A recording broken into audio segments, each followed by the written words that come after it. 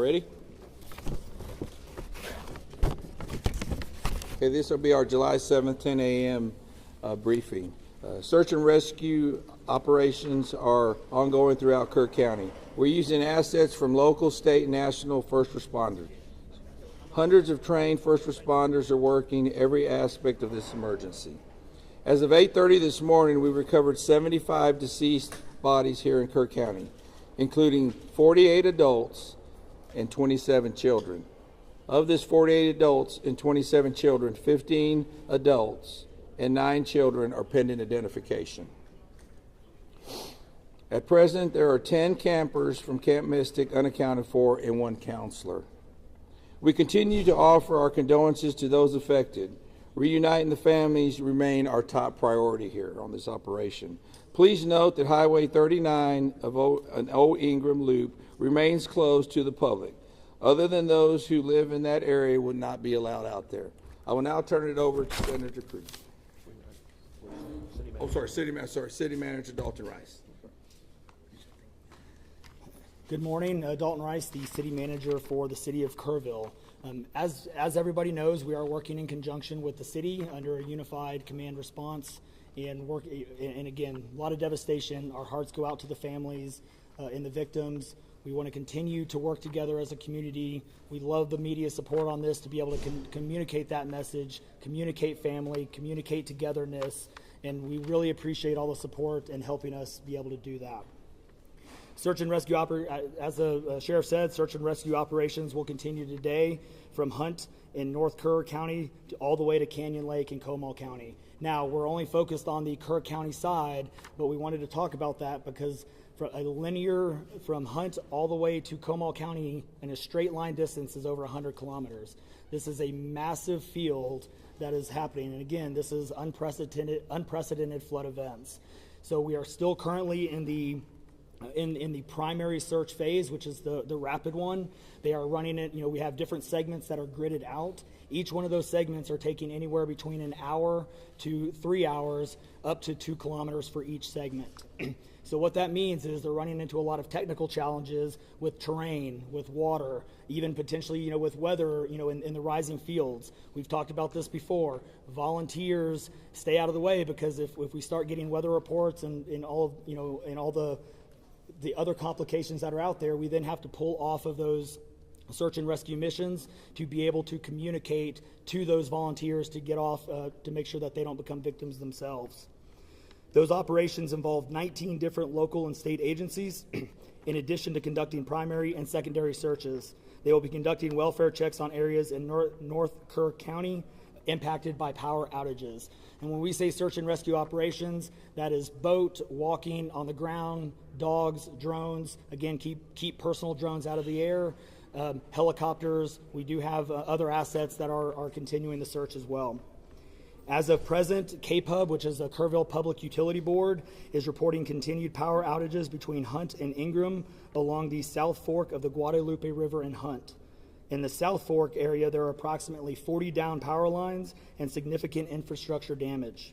KPUB has brought in additional utility personnel to help with restoration, but it's not possible at this time when the power is going to be restored. There are some substations along with those power lines that we are still trying to get access to just from debris buildup or them being completely wiped out. So we do not have an estimated time on when those are going to be fixed. We continue to have substantial number of requests for volunteers, as I said before, and donation opportunities. We are asking those who want to volunteer to contact the Salvation Army in Kerrville by phone at 830-465-4797 or in person at 855 Hayes Street in Kerrville. Monetary donations can be made on the Community Foundation of the Texas Hill Country's website at www.communityfoundation.net. They have a Kerr County Relief Fund set up on that site. And I will now turn it over to the Mayor, Joe Herring. Thank you for being here. I need to tell my community and those families who are waiting, this will be a rough week. Primary search continues, and we remain hopeful every foot, every mile, every bend of the river. Our work continues. You need to know that we have been blessed with help from the community, from the state, and the nation. We have trained experts who are helping in this effort. If you want to volunteer, it is important that you contact Kerrville Salvation Army and register. Dalton gave that number, but I'm going to give it again. 830-465-4797. We need focused and coordinated volunteers, not random people just showing up and doing what they do. We need to work together. As Dalton said, donations have been flowing in from around the world to the Community Foundation. Again, that website is communityfoundation.net. Please follow the City of Kerrville's Facebook page for updates. They're accurate. We take a lot of time to make sure we send out information that will be helpful, not only to residents, but to those who are visiting. I've said this 100 times, and I will say it again. We need your prayers. We need your prayers. Thank you. And now, Senator Ted Cruz.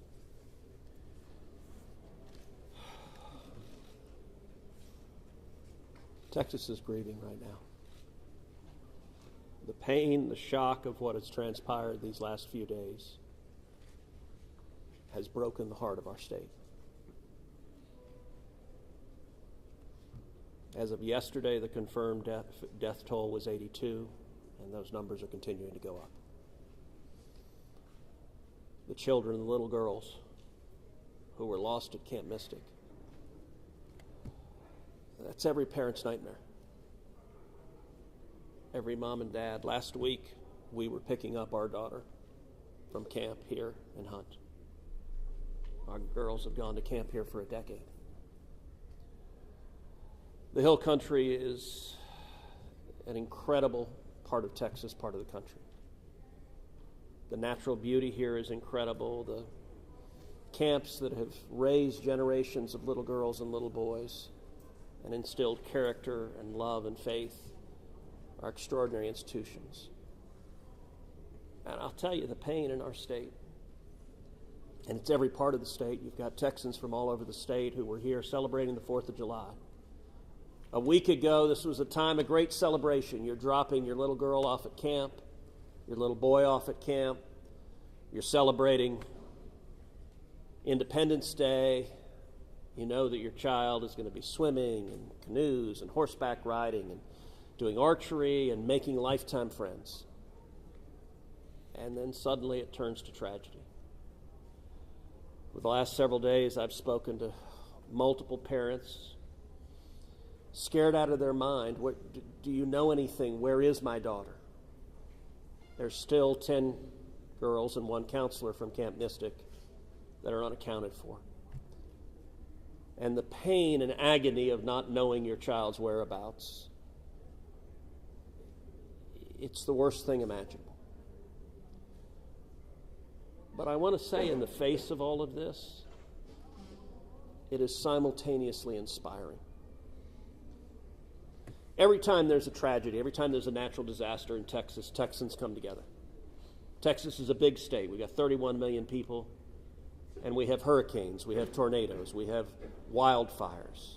Tragedies hit this state, natural disasters hit this state, and without fail, 100 out of 100 times when that happens, we see Texans coming together, helping each other, engaging in acts of heroism. There have been over 850 high water rescues since this flooding began. 850. You look at extraordinary stories of Eagle Scouts pulling campers out of harm's way. I was just hearing a story of one counselor whose head was right at the water holding up 2 mattresses with campers on those mattresses. That kind of courage, that kind of selflessness. And then there are the first responders. The local first responders, I want to thank every one of the first responders at the local level, at the city level, at the county level, at the state level, at the federal level. In the first few hours of this flood, I was on the phone with Governor Abbott, I was on the phone with Lieutenant Governor Dan Patrick, I was on the phone with Nim Kidd, the head of the Texas Department of Emergency Management, and then I called President Trump.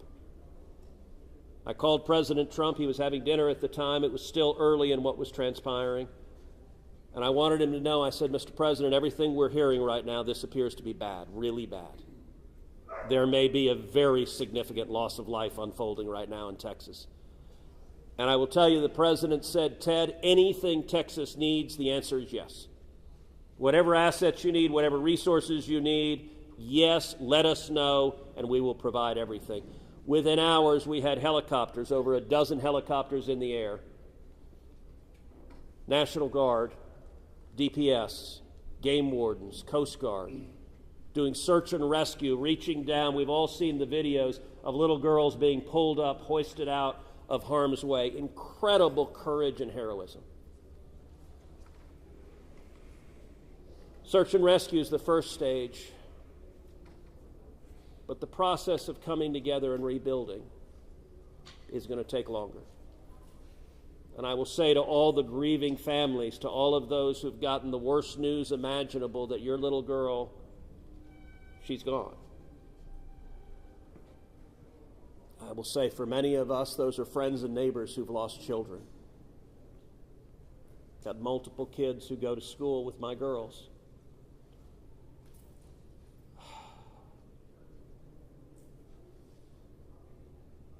The mayor asked for prayers. And I want to say thank you to the millions of Texans, to the millions of Americans, to the millions of people all over the world right now who are praying for Texas and praying for those parents. Going through this grief, it is going to take love, it is going to take friends and family embracing and hugging and holding them while they weep. And it's going to take the church.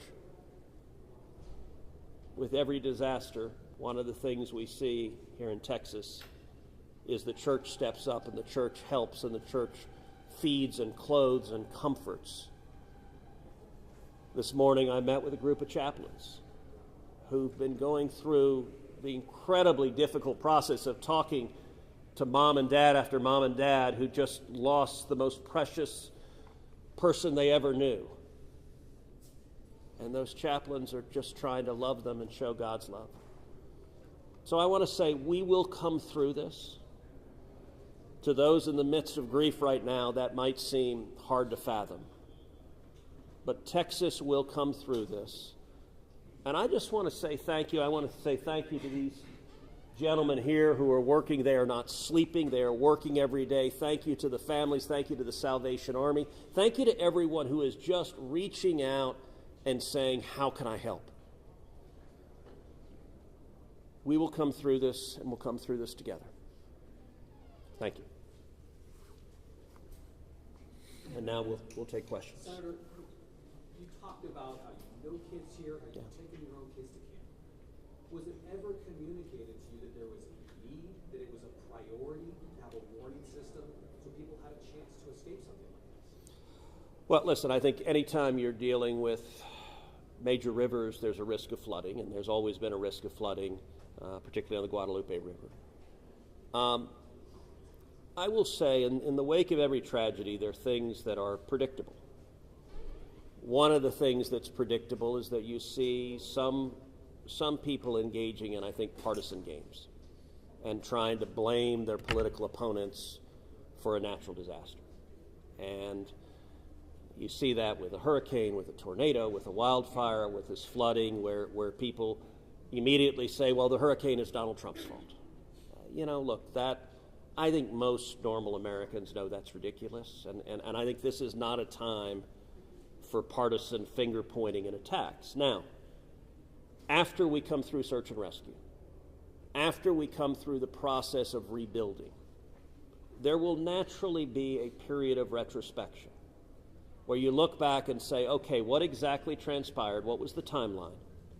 and what could have been done differently to prevent this loss of life. And that's a natural process. I think it should not happen in a bitter and partisan sense, but it should happen in a reasonable sense of saying, what lessons can we learn? And I will give an example.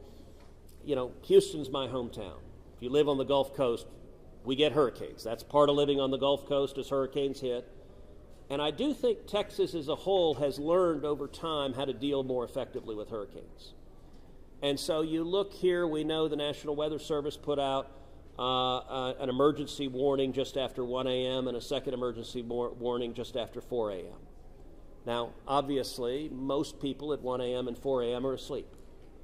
And so I think we will have a reasonable conversation about, A, are there any ways to have earlier detection?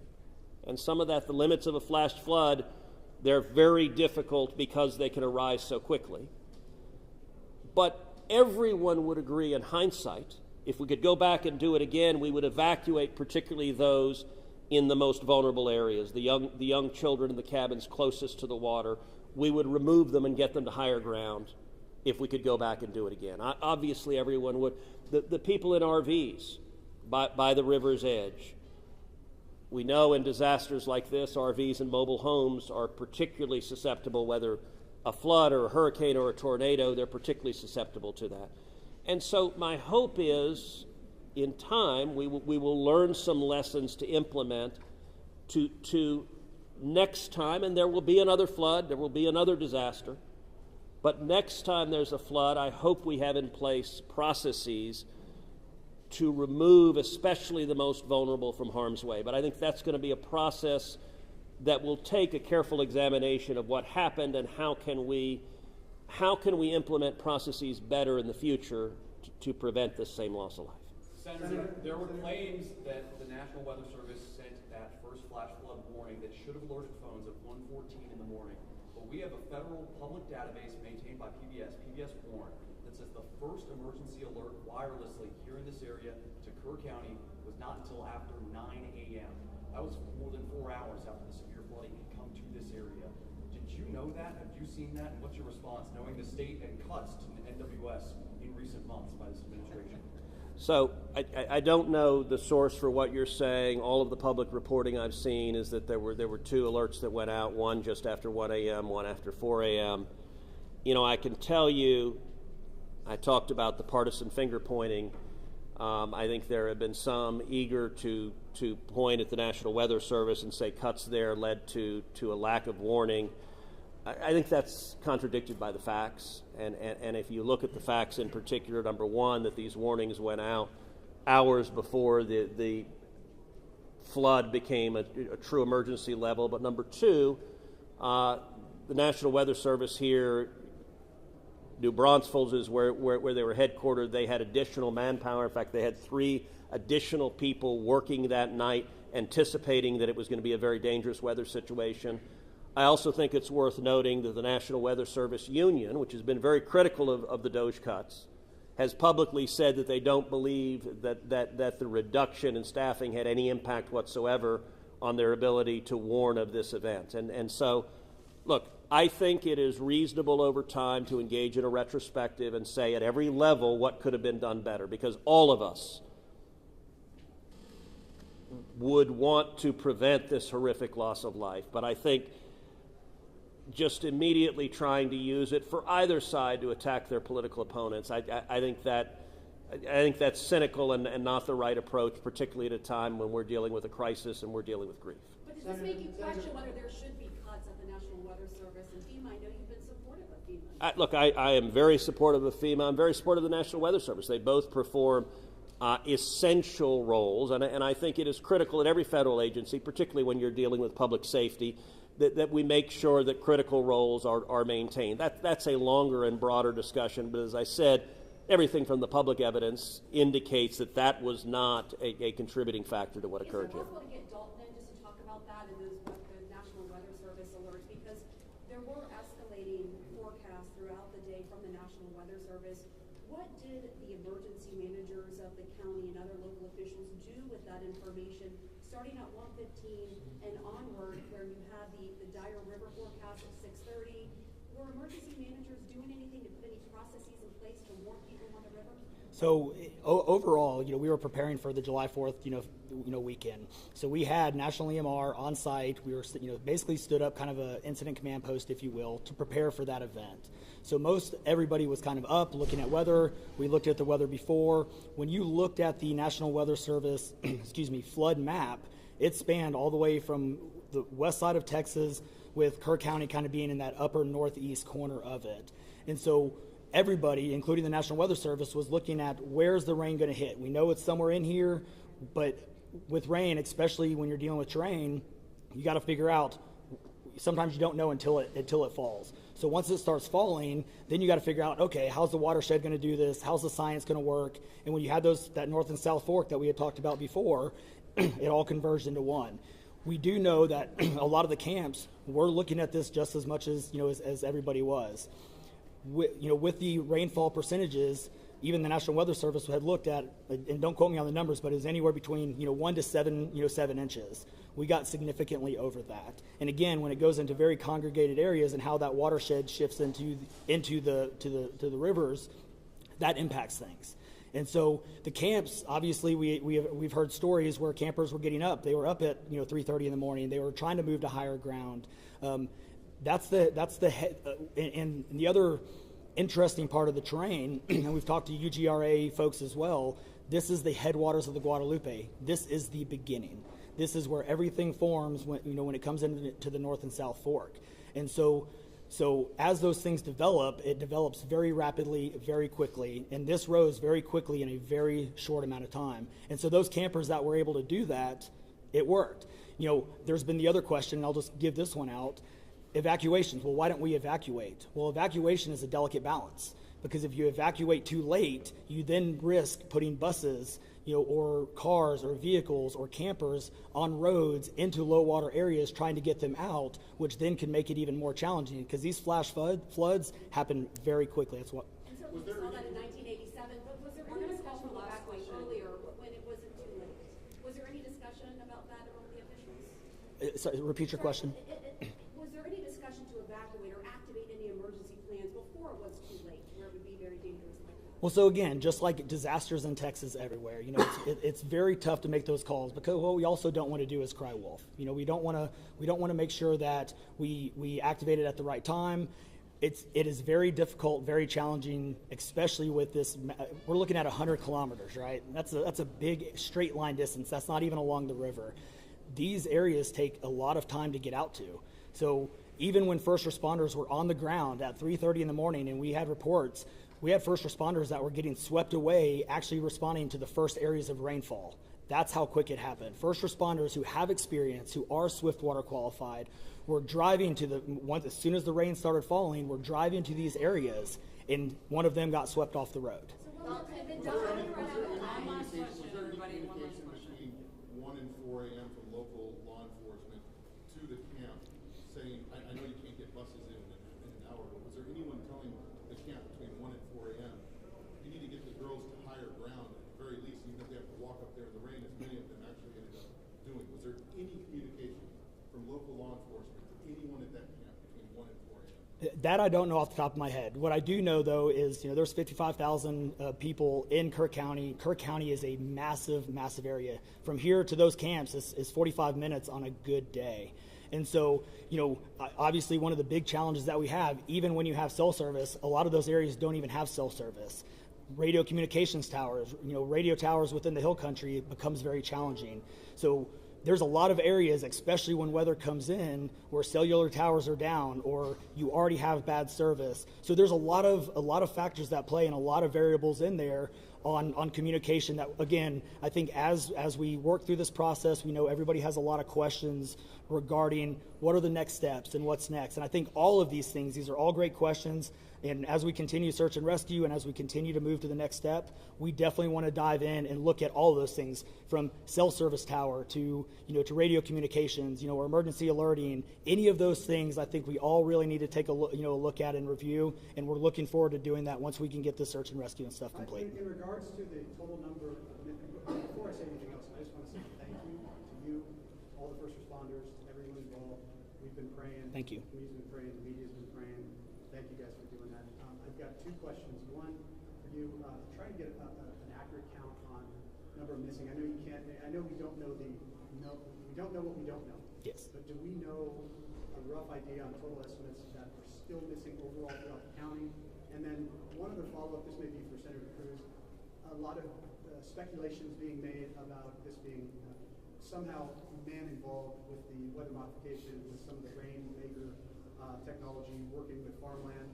Do you think any of that, is there going to be any investigations into that, or can you communicate anything on that? Let me answer your first question. I'm definitely turning that second one over to him. So on the first question, with missing persons, so obviously we have the knowns, the Camp Mystic kids, which is the numbers coming down as the sheriff has stated, and then we have the unknowns. We don't know what we don't know.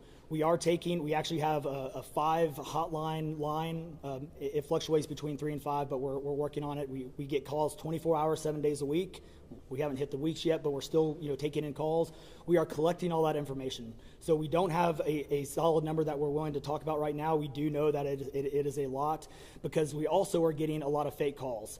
You're looking. This is a worldwide discussion, and we're dealing with scammers. Victims' families are being reached out to, saying that they have their kids pay me money. It's heartbreaking. It's absolutely heartbreaking. We're dealing with with mental health issues, where people are calling saying they have visions. All of these things we're dealing with on a day-to-day basis, and we're having to vet this information, and it becomes very taxing on our people. Again, this is an extremely heartbreaking. This is, if not the worst, one of the worst disasters in this region in a very, very long time, even beyond 1987. And but we're best estimate, give it like dozens or hundreds, or just to give people an idea. A lot. So, Yeah. Yeah, Not to get into the weeds on, people are asking lots of questions, and where should we start the investigation out? to the best of my knowledge, there is zero evidence of anything related to anything like weather modification. And look, the internet can be a strange place. People can come up with all sorts of crazy theories. What I know is a reality is that a whole lot of Texans are grieving right now.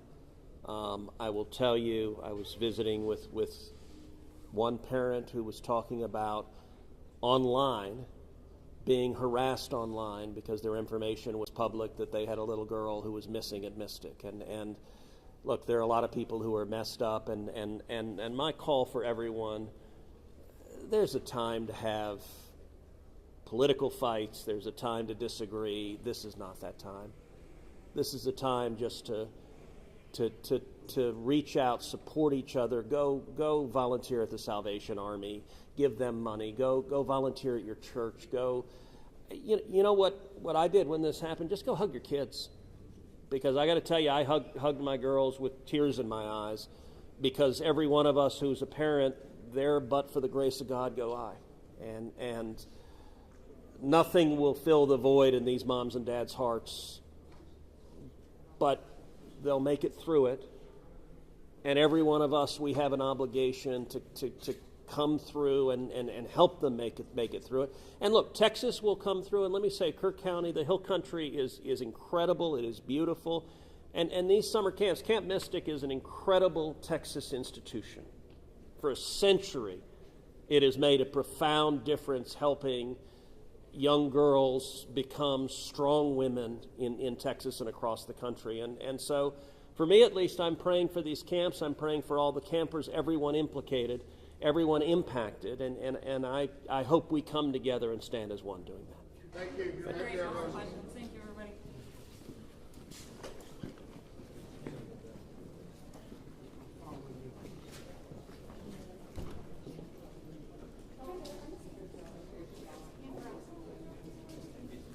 Hey, good morning, folks. If you were not here earlier, I put out some housekeeping notes. I want to repeat that.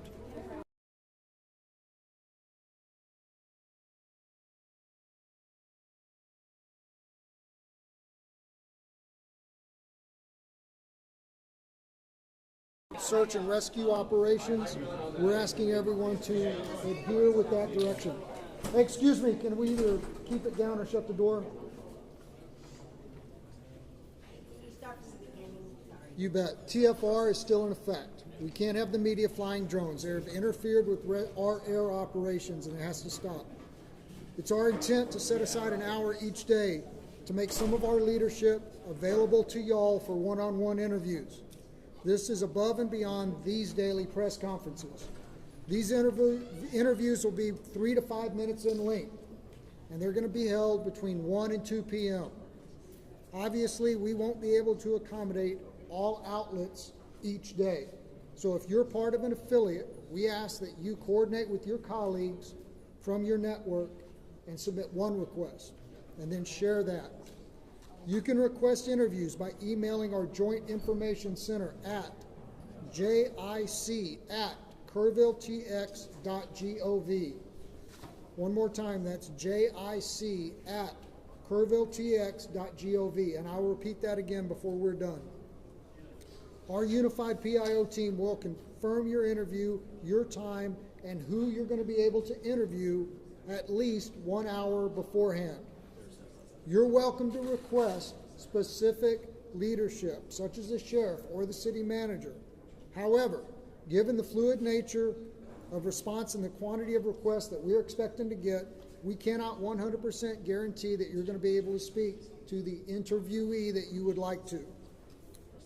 Footage. Our PIO team will be in the field today, and we're capturing images and B-roll of response and recovery efforts. As soon as it can be made available, a link will be emailed out from our JIC email address for you to download materials for your own use. Contact information. If you were here yesterday, we passed around a sign-in roster. If you signed in yesterday and provided us your contact information, you should be part of our media list, and you should have received a confirmation email last night. If you did not get that email, or if you were not on that list, you can be part of our media list by emailing us at jic@kerrvilletx.gov. One more time, jic@kerrvilletx.gov. I don't know the time of the next press conference. As soon as we have that information, we will push it out through our social media. Thank you all.